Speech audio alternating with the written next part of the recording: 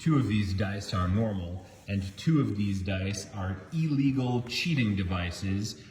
You can see that all of the dice have different spots on them. Each dice has 1, 2, 3, 4, 5, 6. So that's not the secret to them. And if I roll them here, you can see we'll roll different numbers. There's a 6, 2 1s, and a 3. Here's 2 6s and 2 1s. There's a bunch of different numbers. The dice individually, that rolls a 6 and a 3. That one rolls a 5 and a 1. That dice rolls a 3, and there's a 2. This dice hits a 6 and a 4. So they all roll different stuff. That might make you think that they are not weighted dice, and these are not weighted dice. If ever you're playing dice and you think someone is using weighted dice, what you do, this is what they used to do in the old days, is you would throw the dice into a fire. And then the dice would burn, but dice are weighted with metal, and you would see the bits that did not burn. You would know that the dice were weighted. And I tell you, these are not weighted dice. We could put these in a fire, they would burn away completely. But they are still cheating devices. These dice are known as floaters. 2 of the dice are floaters, and 2 of the dice are just regular dice. So if you want to tell which one are the cheating devices and which are regular, you need a glass of water.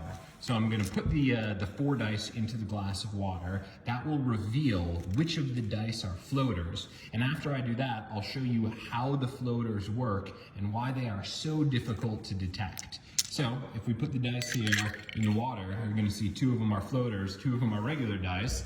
And I bet you can figure out which are the floaters here. It is the 2 that are the floating on the top. You can see the other ones went all the way to the bottom.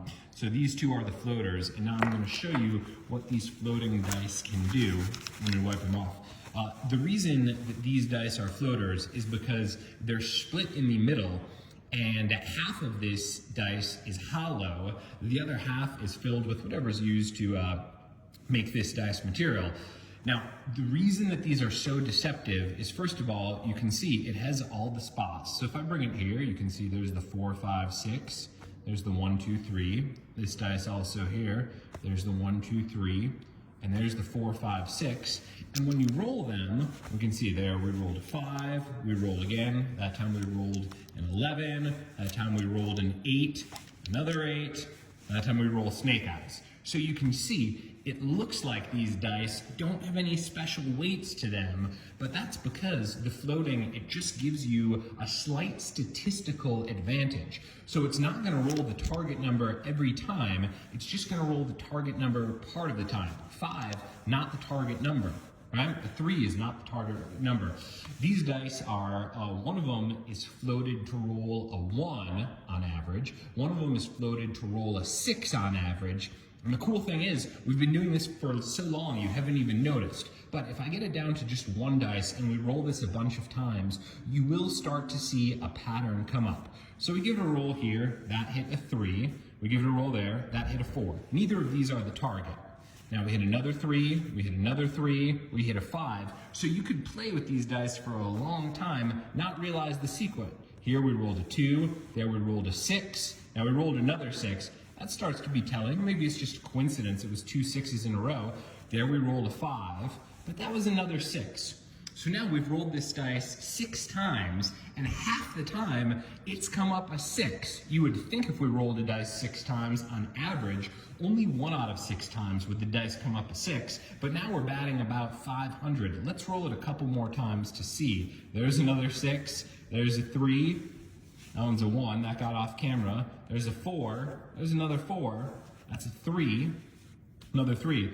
So you see how this dice could be invisible for a long time, but the longer you play, there's another 6, and the higher the roll is, on average, this 6, there it is again, it'll come up way more than 1 out of 6 times, and enough where if you know the outcome, that will give you a massive statistical advantage. There it is again, over someone playing without a 6. This one is weighted the opposite way. This one should be weighted to roll a 1.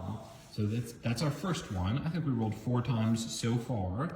There's another roll, there's 2 rolls, 3 rolls, there's 4 rolls, there's 5 rolls, and there's 6 rolls. And you see how infrequently the 1 comes up. The weight is very, very slight. But on the long term, the more that you play, there's the one again, there's the one again, it will start to come up, there's 3 ones in a row. So you can see it, and there's 4 in a row.